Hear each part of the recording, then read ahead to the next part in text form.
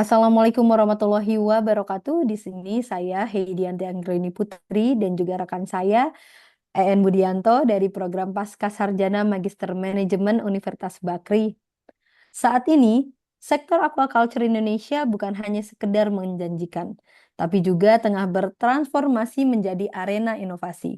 Namun, di balik kilau kemajuan ini, tersembunyi tantangan serius dalam tata kelola yang tidak boleh kita abaikan. Pada kesempatan ini, kami akan membahas studi kasus yang kami beri judul Unicorn Retak, Proud Aviary, dan dampaknya pada ekosistem aquaculture. Sektor aquacultur Indonesia menjanjikan pertumbuhan yang pesat. Ivesery yang dahulu kita kenal sebagai unicorn kebanggaan Indonesia hadir dengan solusi inovatif seperti Ivesery Feeder dan Ivesery Mall.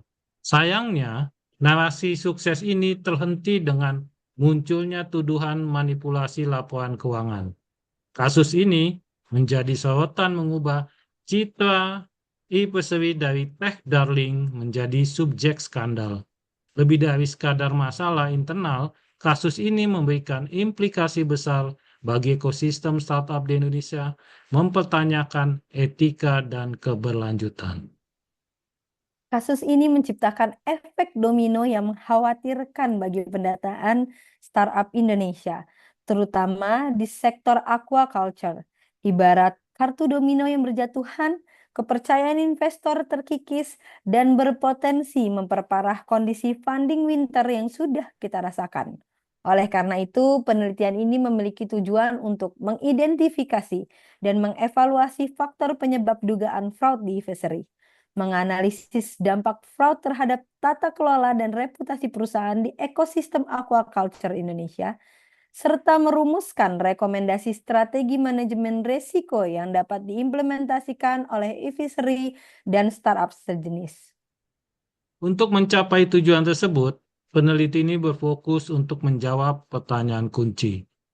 Faktor-faktor pemicu fraud di e-fishery, dampak fraud terhadap tata kelola dan reputasi, terakhir, strategi manajemen risiko yang efektif. Skandal e-fishery seakan mengulang kisah Theranos dan WeWork di kaca global.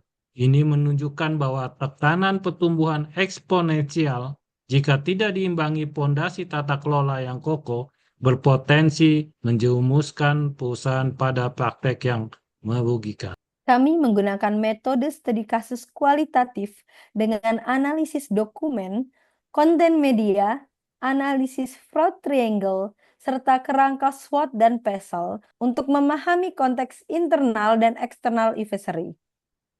Analisis fraud triangle mengungkapkan kombinasi mematikan dari tekanan, kesempatan, dan rasionalisasi.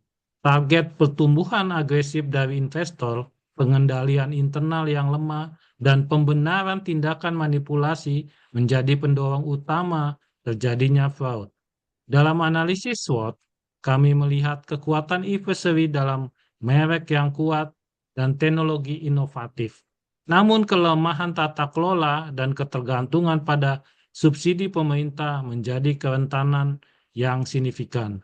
Peluang untuk memperbaiki tata kelola dan memanfaatkan teknologi baru kami rasa perlu dimaksimalkan.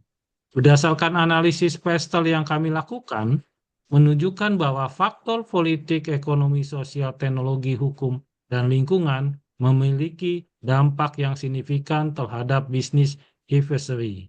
Kesadaran masyarakat akan praktek bisnis yang etis menjadi semakin penting. Temuan kami menegaskan adanya kegagalan sistemik dalam implementasi prinsip tata kelola perusahaan yang memfasilitasi praktik fraud.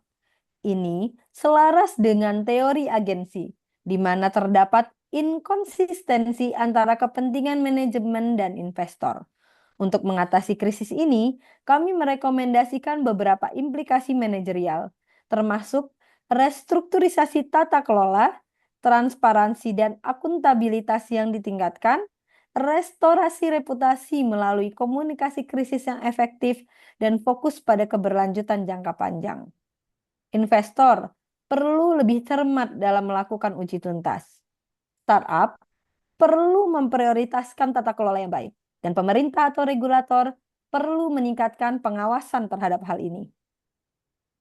Terakhir, kesimpulan dan rekomendasi yang kami bisa sampaikan. Sebagai kesimpulan, kasus e-Pessary menjadi pelajaran berharga tentang pentingnya fondasi tata kelola yang kuat bagi startup unicorn. Kombinasi tekanan kesempatan rasionalisasi dapat memicu fraud yang merugikan. Kami berharap rekomendasi ini dapat membantu e-Pessary dan startup lain untuk kembali membangun kepercayaan, mencegah terulangnya kejadian serupa, dan berkontribusi pada ekosistem aquaculture Indonesia yang lebih sehat dan berkelanjutan. Penelitian lebih lanjut diperlukan untuk mengeksplorasi dampak jangka panjang dari skandal ini dan mengembangkan model prediktif untuk mengidentifikasi startup yang rentan terhadap risiko fraud. Semoga video ini memberikan wawasan yang bermanfaat serta dapat memenuhi standar kelulusan dari mata kuliah Managing Corporate Strategy and Risk yang diberikan oleh Ibu Ovalia, SPD, MSI, PhD. Akhir kata, saya Hedianti Anggreni Putri dan rekan saya, EN Budianto, mengucapkan terima kasih atas perhatiannya. Wassalamualaikum warahmatullahi wabarakatuh.